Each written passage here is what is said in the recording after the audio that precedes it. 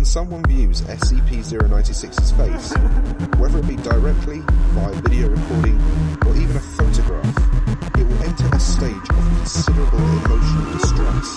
Approximately 1 to 2 minutes after the first viewing, SCP-096 will begin running to the person who viewed its face.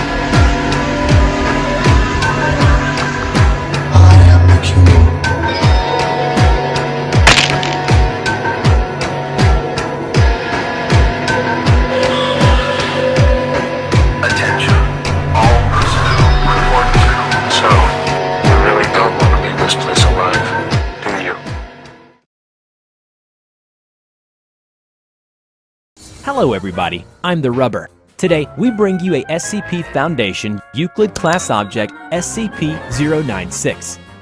SCP-096 is a humanoid creature measuring approximately 2.38 meters in height. SCP-096 shows very little muscle mass, with a preliminary analysis of body mass suggesting mild malnutrition. Arms are grossly out of proportion with the rest of the subject's body, with an approximate length of 1.5 meters each. It has no sign of any body hair, its skin is mostly devoid of pigmentation, and it probably doesn't have pupils either. Other facial features remain similar to an average human, with the exception of the eyes. SCP-096's jaw can open to 4 times the norm of an average human. It shows no signs of any higher brain functions and is not considered to be sapient. SCP-096 is normally extremely docile, with pressure sensors inside its cell indicating it spends most of the day pacing by the eastern wall, and it doesn't seem to need food. Based on its response, the researchers are determined that 096 is very shy. It tries to stay as far to humans as possible. However, when someone views SCP-096's face, we'll call this person SCP-096-1. Whether it be directly, via video recording, or even a photograph, it will enter a stage of considerable emotional distress. SCP-096 will cover its face with its hands and begin screaming, crying, and babbling incoherently. Approximately 1 to 2 minutes after the viewing, SCP-096 will begin running towards SCP-096-1. It moves at 35 kilometers an hour and seems to depend on distance from SCP-096-1. If it is very far away, it will be able to run very fast. The actual position of SCP-096-1 does not seem to affect SCP-096's response. It seems to have an innate sense of SCP-096-1's location. Upon arriving at SCP-096-1's location, SCP-096 will proceed to attack and kill SCP-096-1. 100% of cases have left no traces of SCP-096-1. SCP-096 will then sit down for several minutes before regaining its composure and becoming docile once again. Then the Foundation staff will take it back to the SCP shelter. The most extreme case at present is that someone saw only a part of its picture and was also killed by it. At this point, no known material or method can impede SCP-096's progress.